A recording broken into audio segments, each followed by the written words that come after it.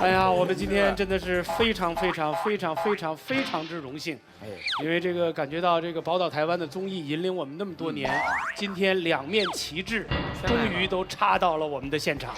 你们两位应该也是第一次在一个综艺节目里面被插到一块儿吧？什么叫被插到一块儿啊？就是两面旗帜嘛，就被插到一块儿，是吧？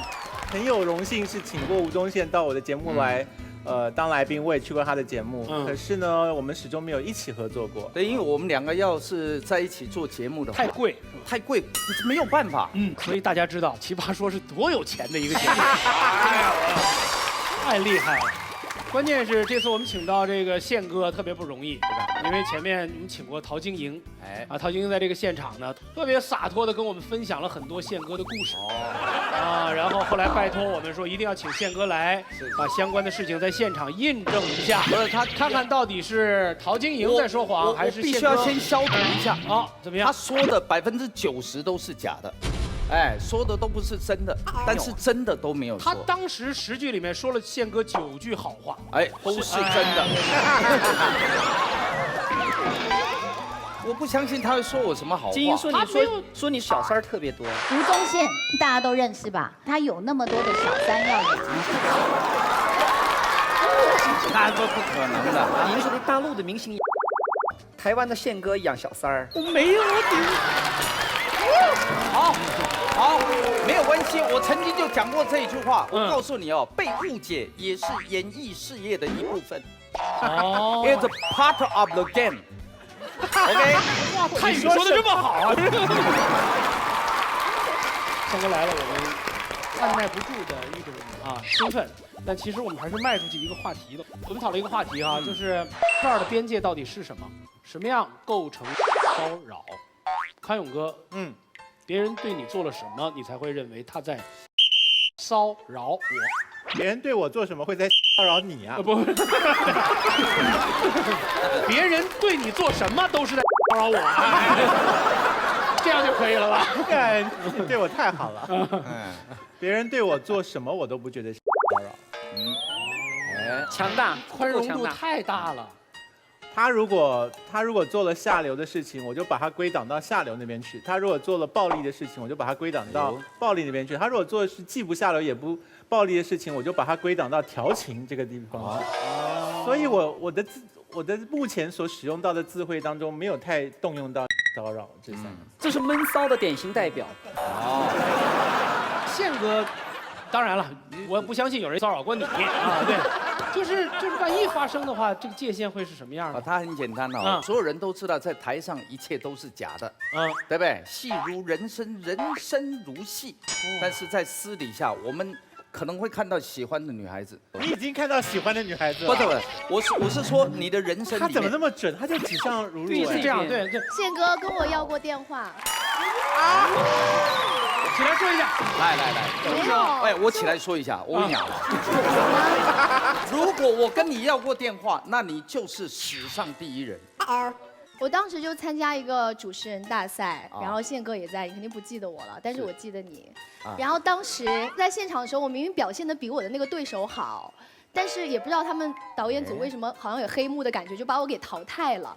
然后我心情就特别的差，然后我就拎着箱子出去的时候，然后宪哥的经纪人出来找我要了电话，但是他说的是，宪哥觉得你不错，所以我要你的电话。想签约？你想多了，所以我想说，那是宪哥的经纪人骚扰你。但是我的经纪人是女生呢。不是，是一个老人，是个老人，是一个爷爷，对。那根本我不认识他，我哪里来了一个经纪人？那我真的是被骚扰了。这种情况常发生的，对。今天只是在找话题，要跟如如讲话。我讲真心话，他不太是我的菜，我讲真话。你是他的菜吗？范甜甜啊！我跟潇潇跟宪哥就大概1周之前有录过节目，他就没有问我要电话，说明什么问题？看到美色毫不动摇，绝对是好男人、好汉子。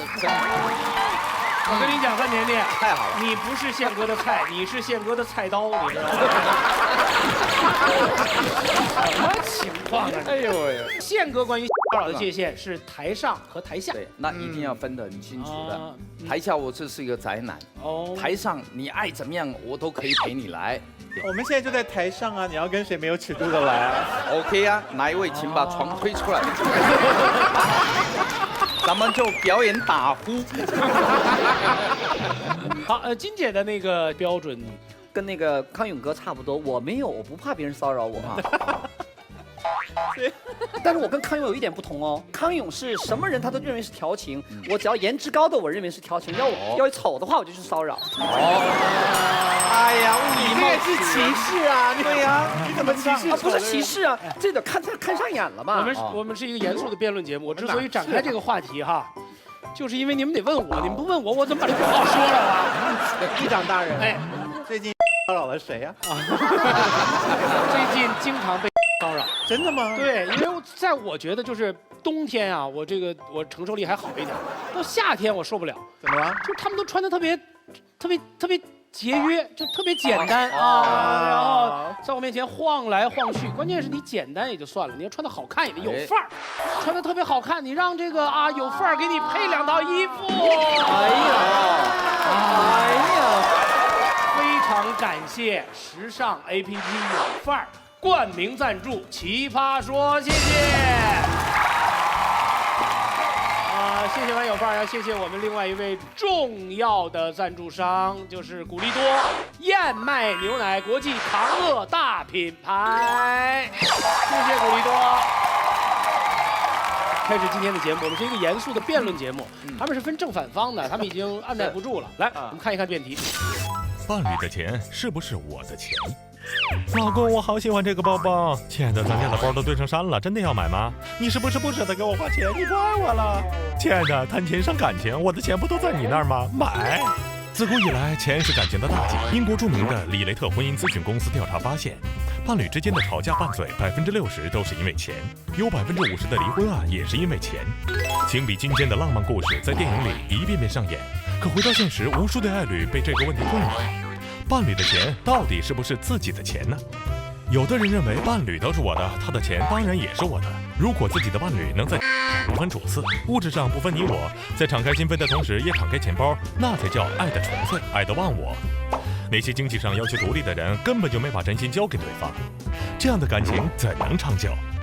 但也有人认为，那些年我们谈的感情把钱都伤透了。我的钱就是你的钱，这样的豪言壮语总感觉是背后一把辛酸泪。两性平等的关键在于两性独立，不能他的人还圈了他的钱，越过粪土谈感情，这样才叫真爱啊！友情诚可贵，亲情价更高。若为爱情故，给我你钱包。小伙伴们，你们说伴侣的钱是不是我的钱呢？伴侣的钱不能是咱们的钱，为什么呢？因为我们是特别有尊严的人。虽然别看我们长得好看，但我们不贪钱呐。我觉得大兵特别适合打这个题目，为什么呢？大老爷们儿那大老爷们儿，你就是东北大老爷们儿的样子。大兵应该很容易想到，他就是老爷们儿，我就钱应该就是我老娘们的钱的，他肯定就是讲这个。我说我倒不想给，不行啊。说真的，周学义都不太是真爱流，我估计他们就是钱呐、算账啊，就更经济呀，两个人生活成本更低啊，大概这一些的。我的风格其实我基本上就是善于讲冷笑话，以及善于开脑洞，以及讲一些大家都不太懂我在讲什么的东西，所以我需要你们把场弄得特别特别的热，然后我负责把场子给冷下来。那你为啥要给冷下来呢？为什么要把场面？好，我好不容易给整热了，你为什么要给它冷下来呢？我要把大家引向深入的思考。滚！非常好，题目出来了。这一个直指人心的一道题目：伴侣的钱是不是我的钱？好像没有提婚姻啊，生活伴侣，所以还相对比较宽泛啊。我们现场100位观众，正方说伴侣的钱是我的钱，反方说伴侣的钱不是我的钱。红蓝键，请做出自己的立场选择。开始。有。哇！第2阶段大混战比赛进入第2阶段，16名奇葩任意组合大混战，双方胜负仍由观众跑票数量决定。比赛结束时，团长从胜出一方选出1名最讨人喜欢的奇葩，授予本场 BB King 称号。失败的一方将面对精神和肉体的残酷惩罚。累计获得 BB King 次数最多的奇葩进入决赛。好，我们看一看我们现场100位观众选择的是59比41。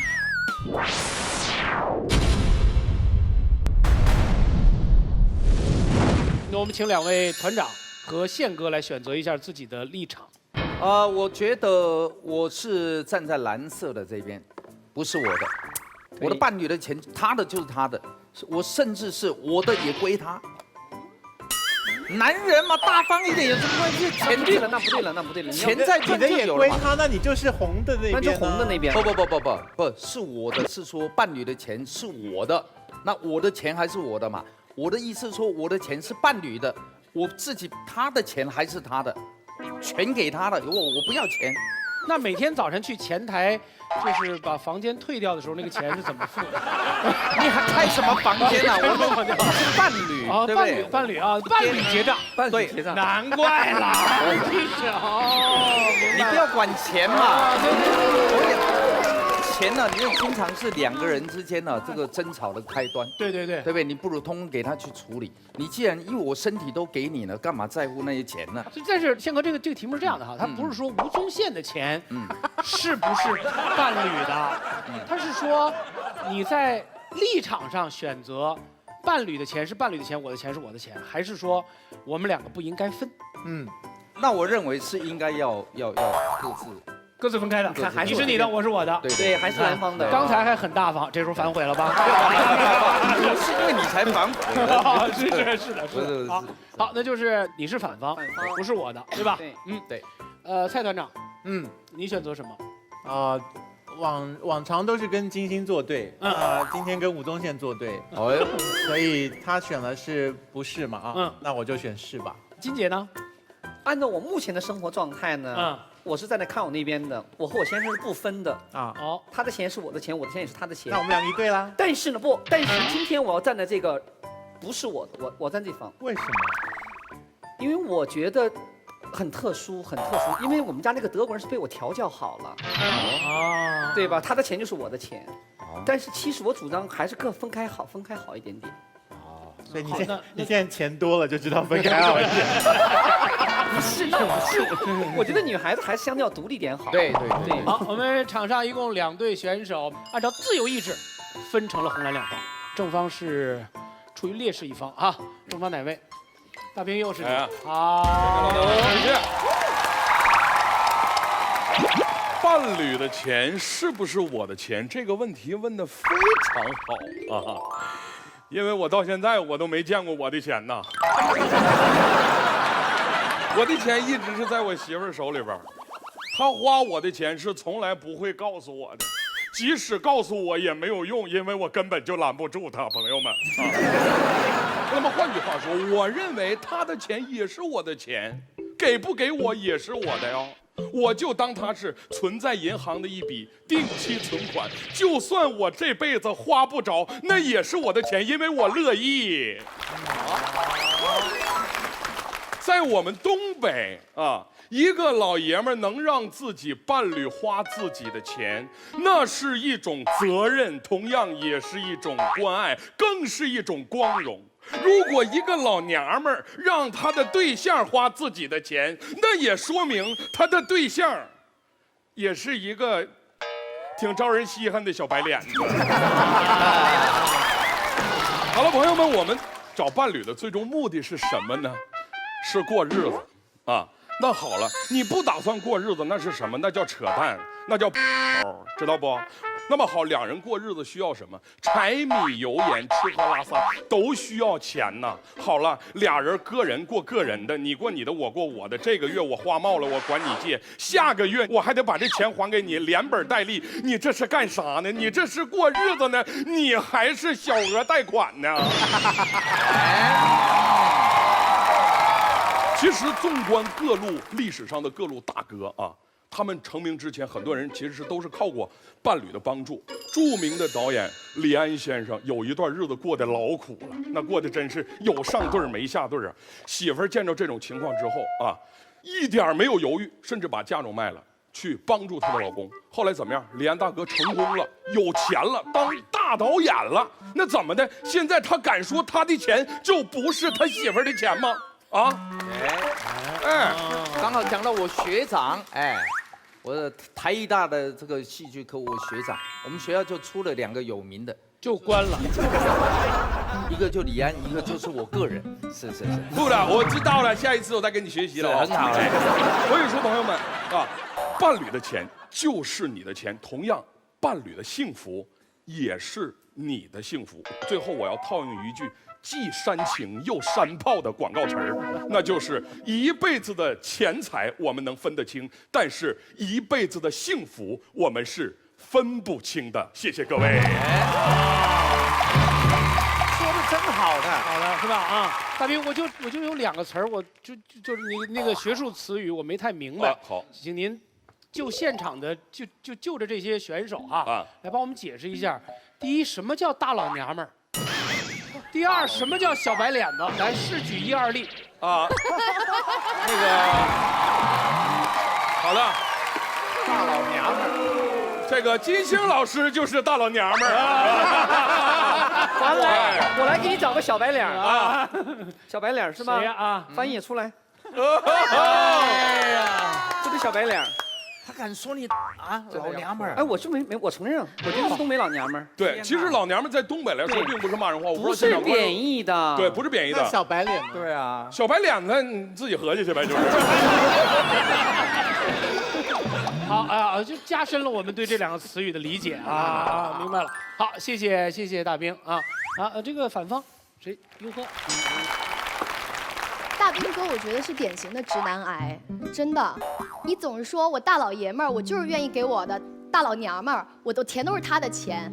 我觉得你一直在为自己想，我觉得我大方，我乐意。你有想过女人的感受吗？你真的不懂女人，女人要的不仅仅是你的大方。女生你都懂的，我看到你点头了，是不是？坐在前排的。我以前有一个男朋友，我非常非常喜欢他，然后曾经就为他堕落过。堕落过哦，堕落过，请问是一位老人吗？一位要电话的人。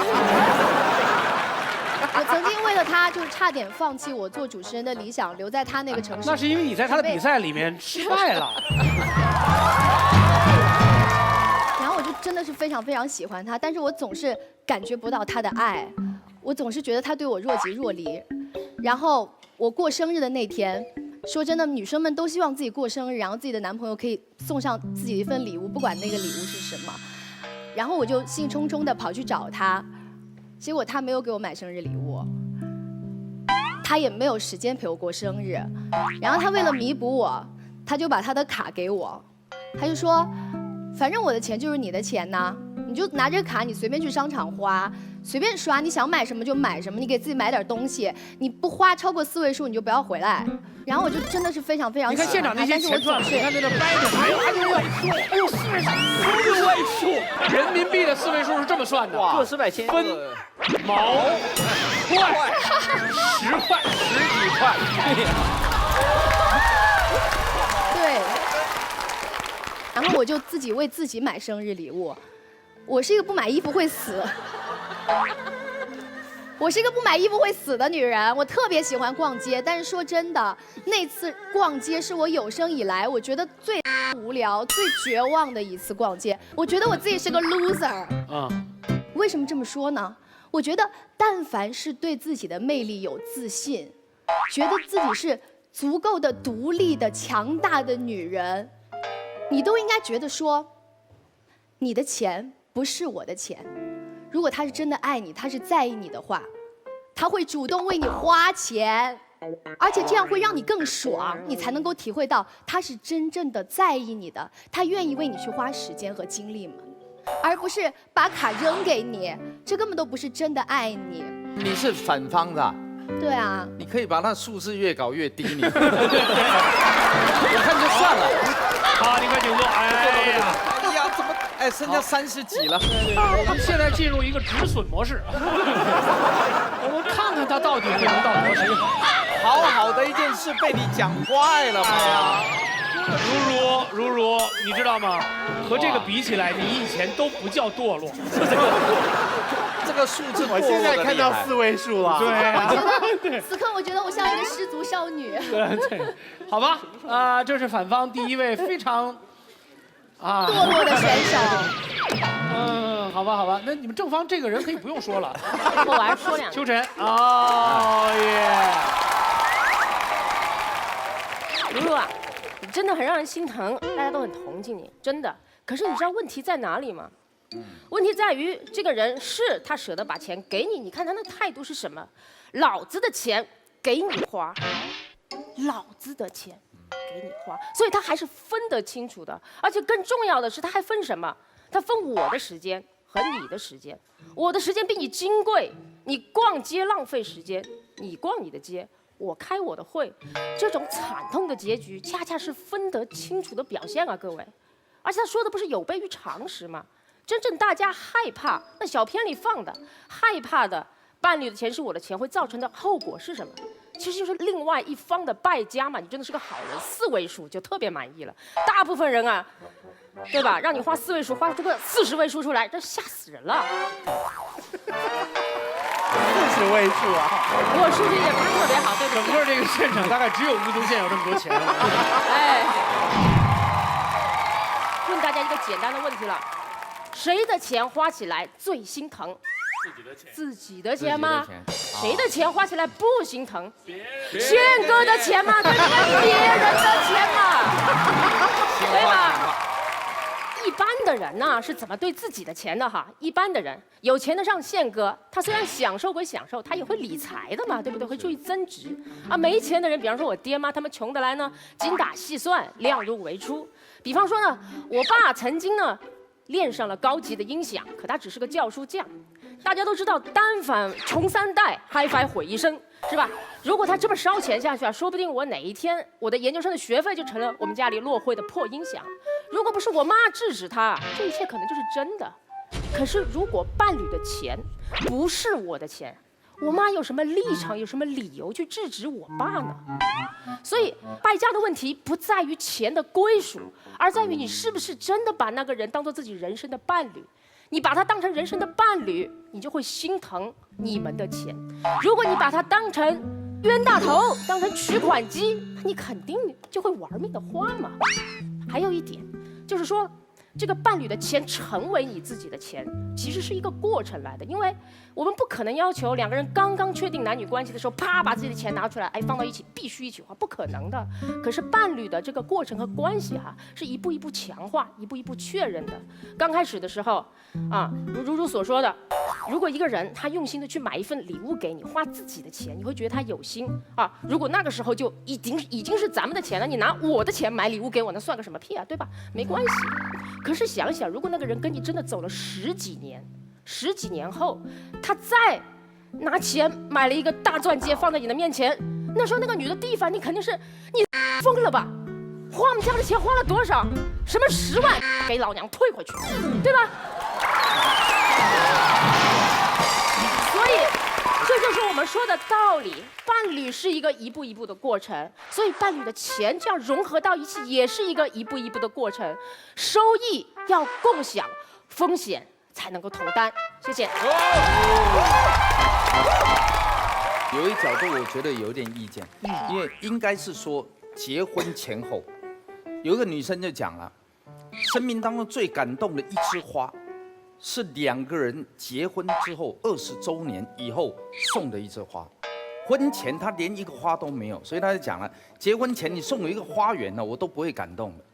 结婚20年后，我还帮你生了2个孩子，结果你送我一朵玫瑰花，比什么都来得珍贵。谁帮你生了2个孩子啊？4个，我的朋友说的，哎，这是我朋友的案例。哎呀，我的朋友有20年了，20年了，20年了，对啊，那孩子都大学毕业了吧？那隐藏的蛮好的，真的。不，你们不能这样，今天怎么感觉像来上谁来栽赃？你们都是共犯。哇，这导向很厉害嘛，82比18。哇，基本上。到目前为止都是你的功劳啊，没关系。来吧，第2个 ，OK， 吴天宇，哎，这个好，这个长得诚恳的有机会，长得诚恳，宪哥有眼光。OK， 我们先说点题外话，没有自己的钱是一个什么样的状态？大家回想一下，你们小时候，你们想要点什么东西的时候，你们是怎么做的？你们去找爸妈，一哭二闹三撒娇，妈，我想要台游戏机。随你吧。对，然后家长通常就会是这样的态度。想得美。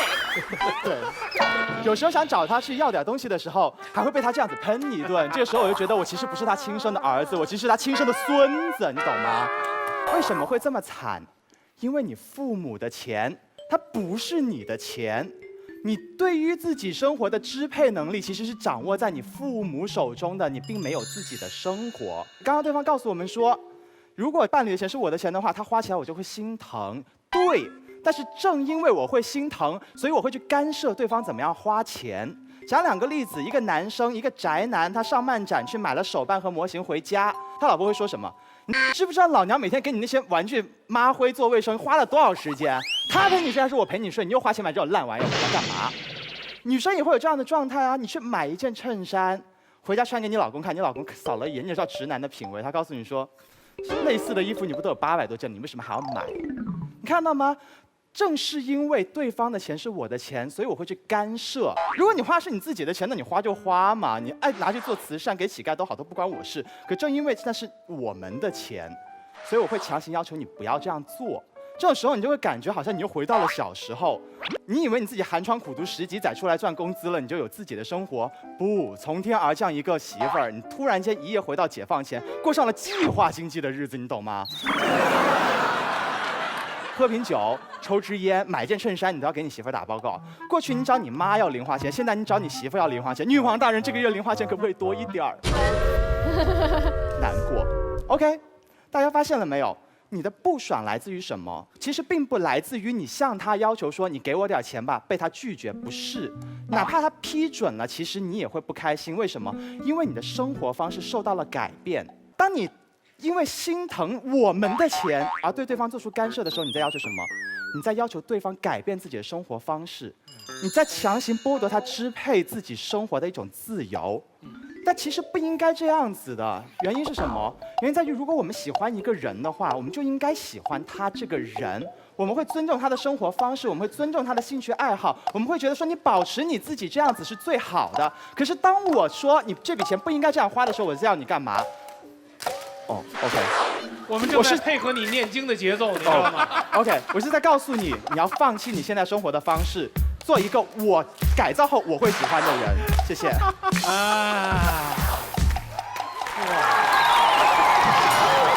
你感觉到自己成为一个摇滚明星的那种快感。我刚才说他可能会很有说服力，我现在收回我这一句话。他很有说力，你知道吗？来，正方周旋义。哎，这个好，这位应该有机会，长得像是个出家人。作为一个出家人，我非常了解对方的这个立论的。这个立论是什么呢？就是伴侣之间共同花钱会让人不开心不爽，因为他管着你嘛。我们当年都是因为这个而出家的，你知道吗？哎，这个好，这个好，说得好。所以你要知道，伴侣之间共同花钱，的确他会干涉我，我也会干涉他。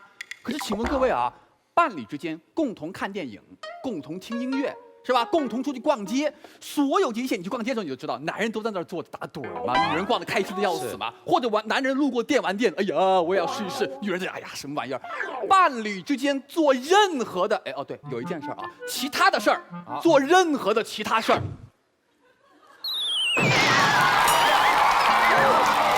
那个也一样是吧？你问宪哥，你说的这些我们都懂。你好，继续说，都是成年人，绕什么弯子？继续。伴侣之间做大多数的共同的事情，都会有干涉，都会有不爽的。所以这根本就不是个问题。他们其实是要告诉你们，不要当伴侣，而不是不要一起花钱。这是一个正确的观点。对方的观点是说，两个人作为两个独立的个体在一起，携手相拥，独立的两棵树，而不是藤蔓一样的交织，会更加的完美。我承认呢，两个人独立在一起是更加完美，可是我告诉你3个字，做不到。为什么做不到？很简单，因为当你们的生活有那么多的共同交集的时候，你们的钱不可能是算得清楚的。有一个很简单的案例，最简单的伴侣之间最共同用的东西是什么？最经常用的东西是什么？对，有生活，有生活。请问各位，应该男人出钱还是女人出钱？宪哥，你觉得应该男人出钱还是女人出钱？实际上谁方便谁出钱。你干嘛？宪哥的态度是和稀泥。算了，我不给你算清楚。如果我们今天真的要算清楚的话，我跟你讲，男人出钱，对不对？因为男人在用，男人不服气了，真的是我想用的吗？所以宪哥的理论不是一个经济学里面的理论，经济学的理论是谁不能承担后果，谁出钱。也不对，也可以这么说。所以还有很多其他的例子，比如说女人喷香水是男人闻的，对不对？女人化妆是男人看的，这所有这些东西到底谁出钱，技术上是解决不了的。而且如果伴侣钱不是我的钱，还有一个非常麻烦的问题，没有任何人愿意做家务了。哦，老娘帮你带个孩子，是吧？你说老婆你辛苦了，老娘出去帮人当月嫂，一个月能挣7、8千块钱。美国有一个统计说，一个家庭主妇在家里做饭、带孩子、购物，所有的这样的一些支出，如果是这个市场价格来算的话，每年是$74,000平均，40多万呢。老娘在家伺候你，我1分钱没有黄脸婆。老娘出去工作挣40多万，我为什么要伺候你？谁会愿意做家务呢？这是个很简单的技术问题，它一定会导致你的家庭分崩离析。最后，我想给大家提供一个建议，就是当你疑惑伴侣的钱到底是不是我的钱的时候，你不妨做一个自我的心理测试。这个测试是什么呢？就是你到底在心里边有多少当对方是你真正的10×10的那个伴侣。如果你拿对方当你10×10的终生不渝的伴侣，我们的钱是共通的；如果你不当，那就不是。如果各位你们相信你们此生有幸能够遇到一个你真正觉得可以托付终身的灵魂伴侣的话，请按下红键支持我方观点。好，如果不信就算了。谢谢各位。马薇薇使用奇袭牌。3个问题，李安看电影。第一个问题，李安为什么10几年后对他老婆感恩？因为他知道他花的是他老婆的辛苦钱，而不是我们的钱。如果任何时候都当成我们，哪有什么感恩之心？李安说，当年我在家里坐着，我心里当然也很着急，可是我也觉得没关系，我老婆挺能挣钱的，而且我也相信我的才华，我以后一定能够回报。所以这个时候我花我们的钱一点心里都不安。假设李安觉得我花我老婆钱，我花我老婆的钱，我不是个男人，我不是个男人，我不是个男人，我放弃电影，我去打工刷盘子。你觉得现在会有李安吗？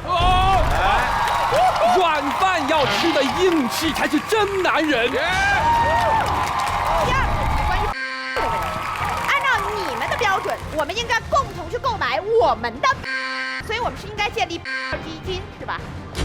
如果我们的钱是共同的，那就不需要建立。如果我们两个的要求不一样的时候，听谁的？商量着办喽。好，商量着办，对不对？好，进入电影这个问题了。今天我们两个人要一起去看电影，我要看言情片《何以笙箫默》，你要看超人片《绿巨人浩克》，我们两个怎么商量着办？好，其实我们最后商量出来的结果，我们一般都知道，协商的结果就要折中嘛，对不对？所以你要看《绿巨人浩克》，我要看《何以笙箫默》，最后我们看了杨幂和黄晓明主演的《何以笙浩克》。你们知道折中带来最大的问题在哪里吗？叫做谁都不会爽。没了。马薇薇开始自己的奇袭完毕之后的立论。对，我要提醒你们正方，你们有一个奇袭的机会，好像到现在还没有，还留着呢。啊，留着呢，留着呢。他们等着奇袭我呢。好 ，OK。你们有没有发现，人类一旦成为我们，每个人都会活得非常不爽。他说的是范冰冰和李晨。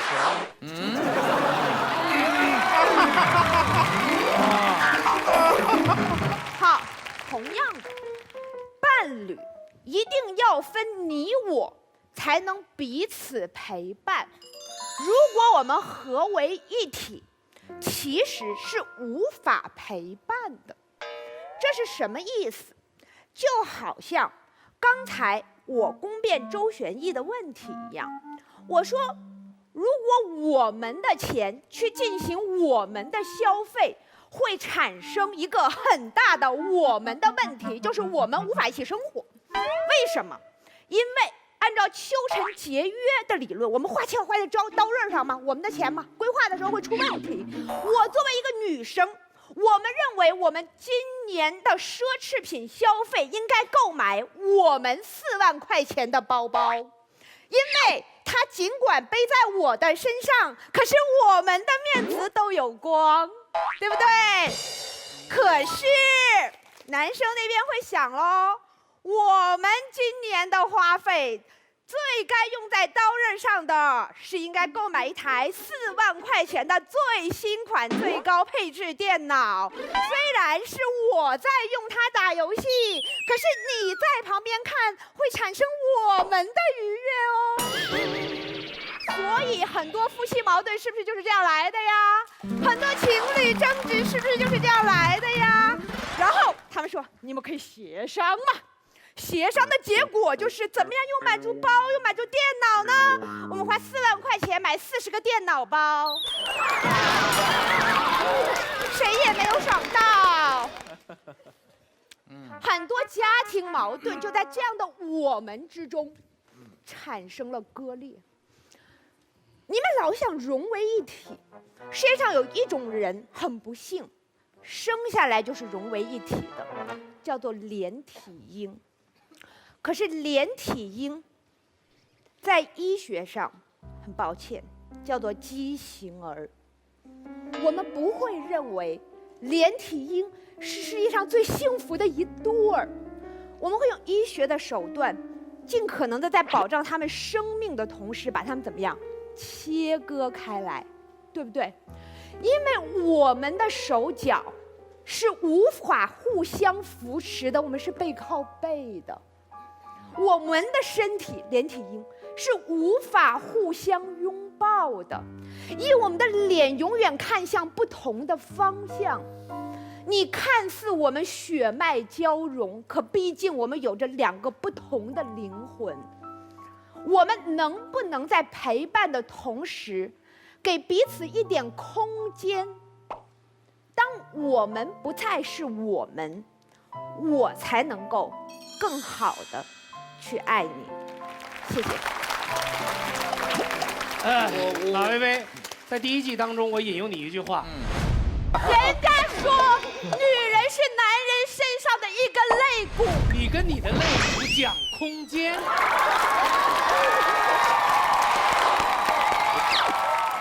讲空间伤感情，讲感情那可伤钱呢。我听完这个马薇薇讲的话之后，我决定把自己转到正方。为什么？我长得就这么丑？不，跟这个我真的，你的有些论点呢不太 OK 的，好不好？这个太白马非马了，对不对？我们现在不是谈论钱的问题啊，我们应该是讨论大钱。小钱这种买什么，这个是小钱嘛。看个电影我配合你，你偶尔配合我，这是小钱，这是彼此配合嘛。你要花大钱的时候，你要考虑我们2个共同的状态嘛，对不对？我们2个现在房租付不出来，你买一个4万块的包干嘛呢？我们住到包里面吗？是吧？我没有那个颜色，要不然全按给我了。我跟你讲，宪哥是这样子，我们现在说一个大钱的例子，小钱的确琐碎，不符合宪哥这种目光远大的这种规划。比如说，我们的双方的父母买房子，这是我们中国人经常会面对的一个问题了。这个是大钱了吧？因为真的是一笔很大的钱。OK， 好。对宪哥还依然不是。所以宪哥才能每天住在不同的房子里。好，我们讨论一下，继续。我们讨论一下只有一套房子的人的问题。好，我们这时候只有他什么暗眼，转的也是挺快的。好，这个时候我们要买房子，除了我们小2口住的房子，我们只剩下一笔钱。但是我们双方的父母都住老房子，他们年纪都大了，我们都想给他换个电梯房，对不对？好，这笔钱到底是给我们的妈妈买，还是给我们的妈妈买呢？你们明白我的意思吗？就是给岳父岳母买，还是给公公婆婆买呢？对不对？这是大事儿了吧？一个家庭最大的事儿莫过于此了。好，这个时候你们两个会不会因为这个事儿吵架？超级会。所以你有没有发现，这是永远无法通过协商来解决的。好，先来齐齐他。太好了，这个辩论太好看了，两个最讨厌的人现在打起来了。微微提出一个很好的问题，没有人能够解答得了，对吧？啊，就那么一点钱，怎么办？你说怎么办？其实他方提出的唯一的解决方法就是这钱是谁的，那房子就是谁的，其他人完全不用考虑。这个就是你们提出的解决方案吗？啊，就这样，还咋样？好，那他们提出的解决方案呢，就是钱是谁的，房子就是谁的，其他人没钱的喝西北风不管，不管你们是不是伴侣。不管你们是不是一家人，钱是我的，房子就是我的，其他人喝西北风，不是这个意思。给的解决方案不是这个意思，不是这个意思。这个房子如果是我买的，你可以住在我的房子里，你有使用权，但你请记住，这个房子如果是我买的，那就是我爸妈来住，不是你爸妈来住。这是一个很现代也很残酷的方案，我方是认的。你如果再有多余的钱，你就多买一个给他爸妈住嘛。对，后来还会再养小三，但是这不重要，现在不是没钱吗？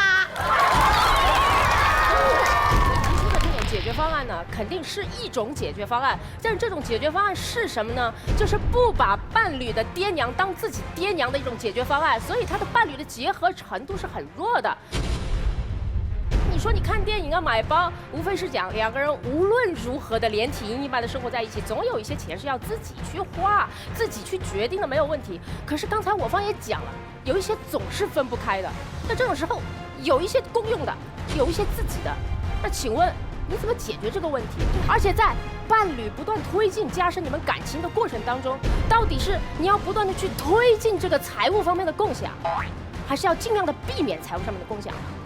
这个很简单啊，我们可以设立一个公共的基金，用于公共的消费，但各自的钱还是各自的钱，这是一个很现代的配置方案。相当于什么呢？很简单，你有没有发现我们现在朋友吃饭愈发的倾向于 AA 制了？对不对？好，这个时候你跟你朋友 AA 制了之后，等不等于你朋友其他的钱就是你的钱呢？不等于。那么同样的，我们可以建立共同的购房基金，可以建立共同的生活基金，甚至共同的教育基金。对。但是我们要知道，这个始终有一点钱还是我自己的嘛。对，始终有一点没办法，对操作层面的问题没有关系。可是你在伴侣1年、2年、3年、4年，慢慢的你们有共同的房子啊，叫爹妈也叫了那么多年了，对不对？接下来又有孩子。还有共同的生老病死的问题，是不是越来越多？这个过程上面来说，是不是越来越多共有的？这才是我方要讲的，伴侣的钱是我的钱了。不，秋晨，人生无非柴米油盐酱醋茶7件事而已。只要我们把基本的衣食住行核心4大基金建立了之后，其他的个性化生活就可以得到保存。你要知道，社会越现代，其实个性化消费越多，对不对？所以基础消费共同化，个性消费独立化，这才是一个现代家庭的观念。我们现在进入自由辩论环节啊，来吧，甜甜开始。讲了这么多废话，我就问你很简单的事情，对不对？你拿着结婚证，我们结了婚的人拿着结婚证和对方的银行卡去银行拿钱，银行给你吗？哦，这是有伴侣的人，我们结婚证了已经规定了，我拿着结婚证和我老公的银行卡，给我钱，我伴侣的钱是我的钱，干不给我呀？给你吗？这叫犯法，这是抢银行。案例啊，我都快吓坏了，我的天，我真吓尿了，刚才就是，你擦擦啊，我擦擦。不是，维维姐，那个你特别吓人啊！你刚说着说就是我们俩一块儿花钱，花着花着，我们的肉也在一起，皮也在一起哈。本来还是2个人，最后变成连体婴了，这也太夸张了，对不对？我们知道。彼此花钱可能会有共生的关系，但是绝对不是因为钱在一起就没办法彼此独立了。那这样的话，大部分家庭都可以分散了。而且维维姐刚才用了特别好的偷换概念，用那个共同的基金，共同基金不就一块的钱吗？那剩下钱是什么呀？剩下的钱在中国叫做私房钱啊，藏在袜子里面的，对不对？谢谢。哎呦哎呦哎，干嘛？怎么着？想清楚。你们男人为什么要藏私房钱？不就是不愿意有共同的钱吗？不是，我的钱都给你了，我买包烟行不行？虽然不抽烟，对。对，你看到没有？这种会把大家的钱当成大家的钱的人，会逼着男人连包烟都要存私房钱，发现了没有？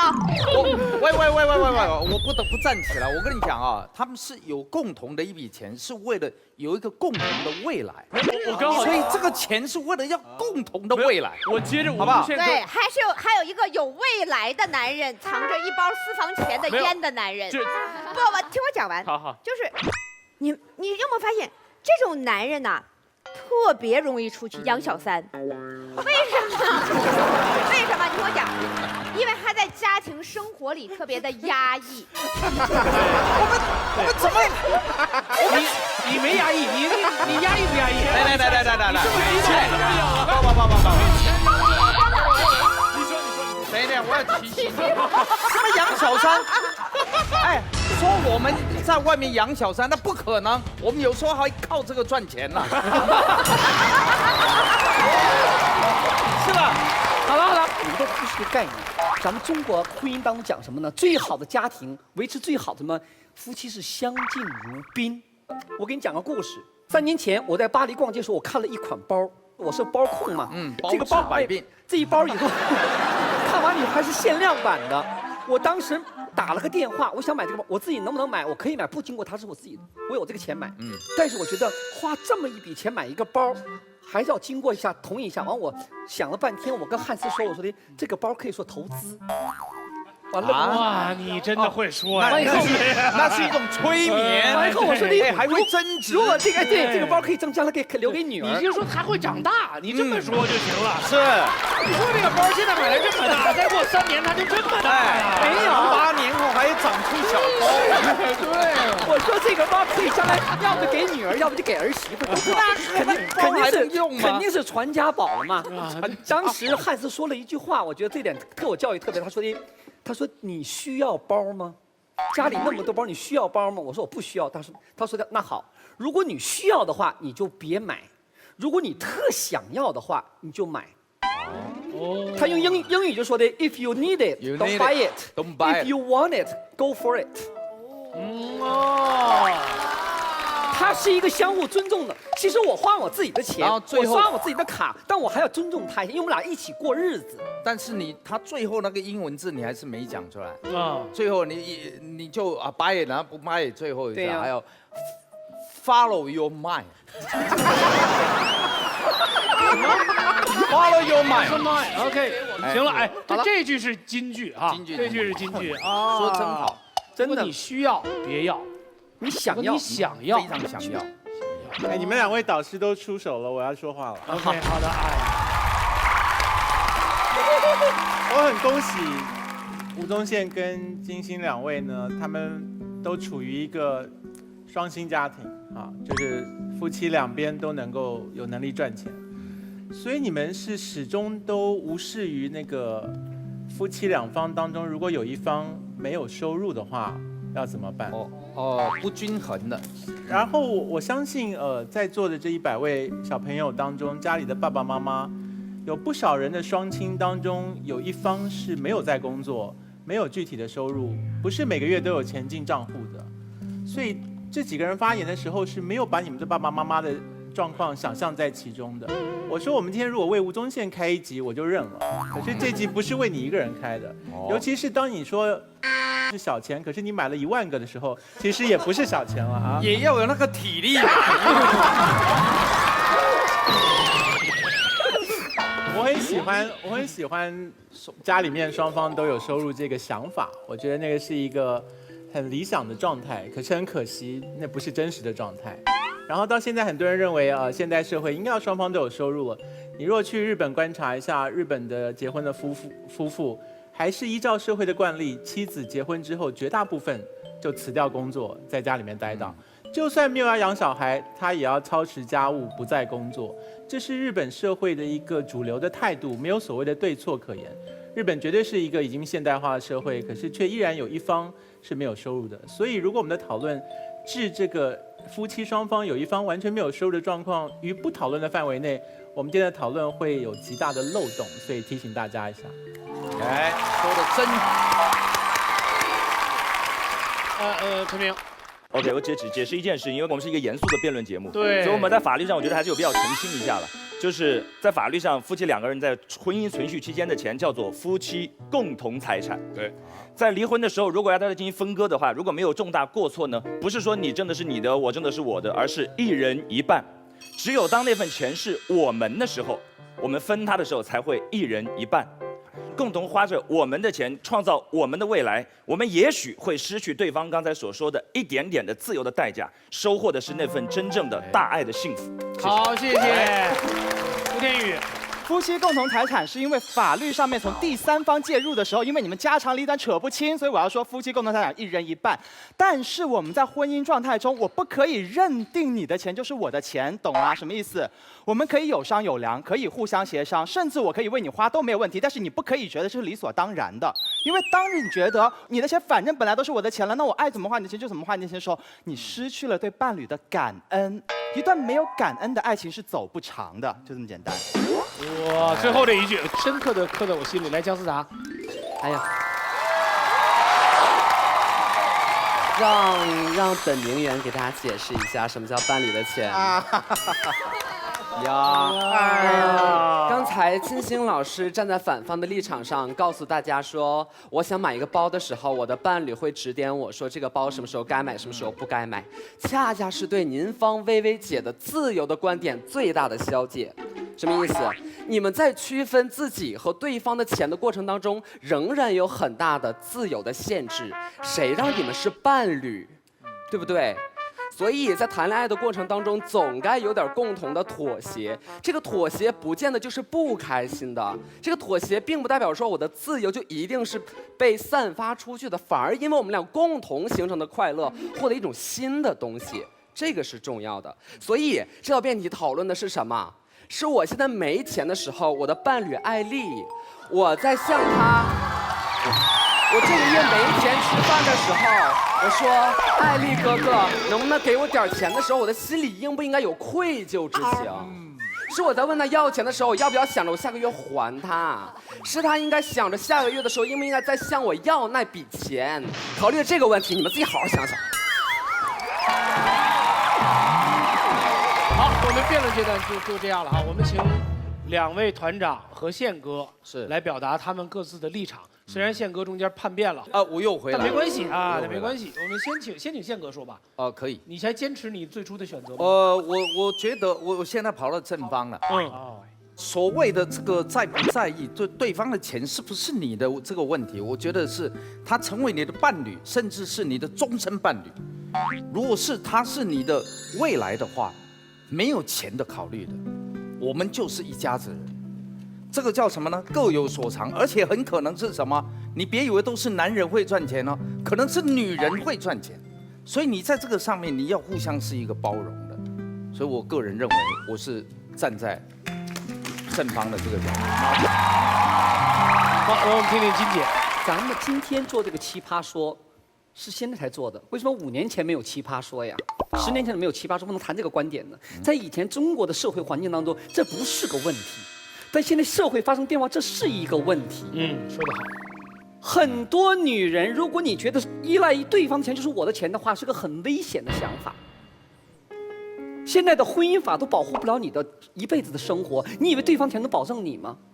不可能。如果你爱那个人，他觉得他的钱全属于你的，那是你的额外的补偿，你中奖了。那我祝贺你，你中奖了。但是不是的时候呢，给自己留条后路。尤其现代的女性，我觉得自己独立能挣点钱哈，不要100%就这个男人就是钱就是我的，这个是很幼稚、很危险的。我只想说这一点。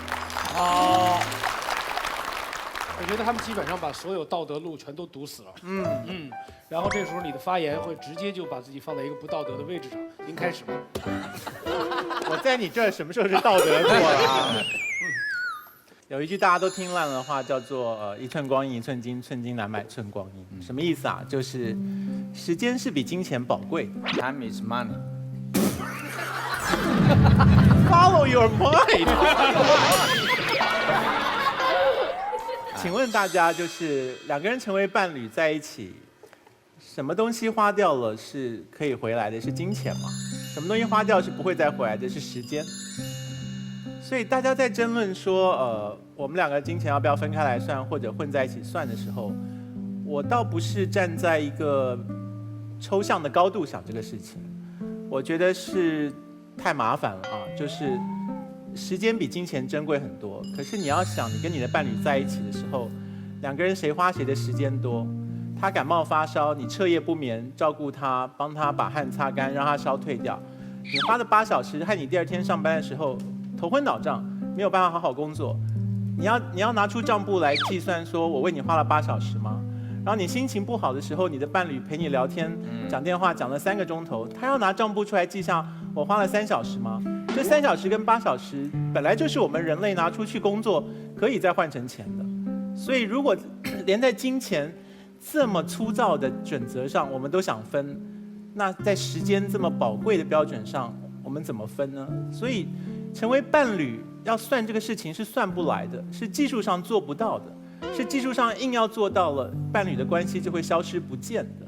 所以我只能够说，当我们在挣扎于要不要算清楚这件事情的时候，我觉得还不如把这个时间拿去做更珍贵的事情。是你们当下最在意的是什么？如果当下最在意的是金钱，两个人就好好拿这个时间去赚钱，而不是在分彼此。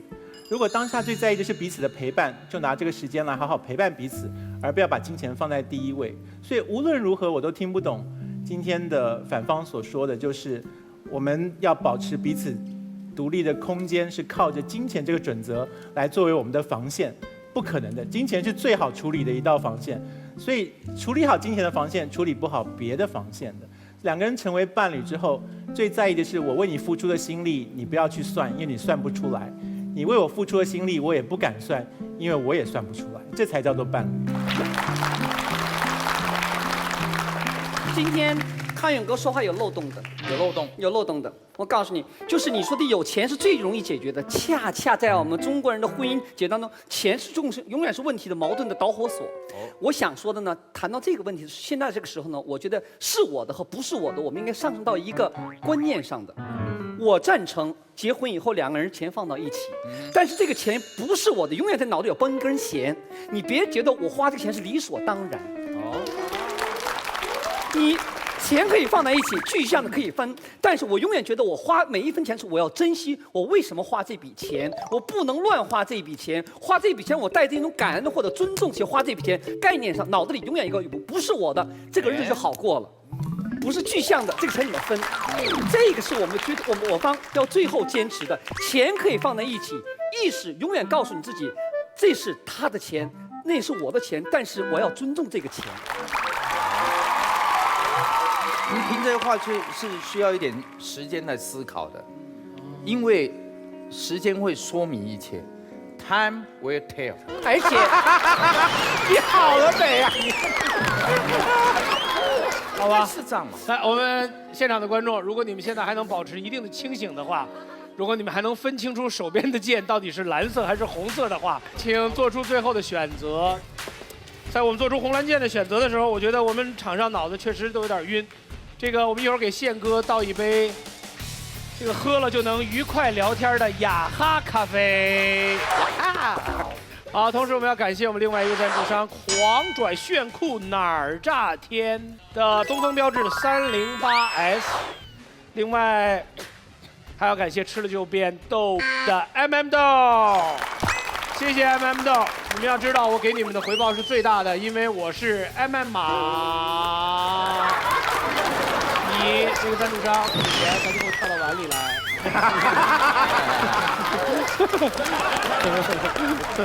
好，谢谢，来，我们看一看本场结果。哇哦，正方获得11票，正方获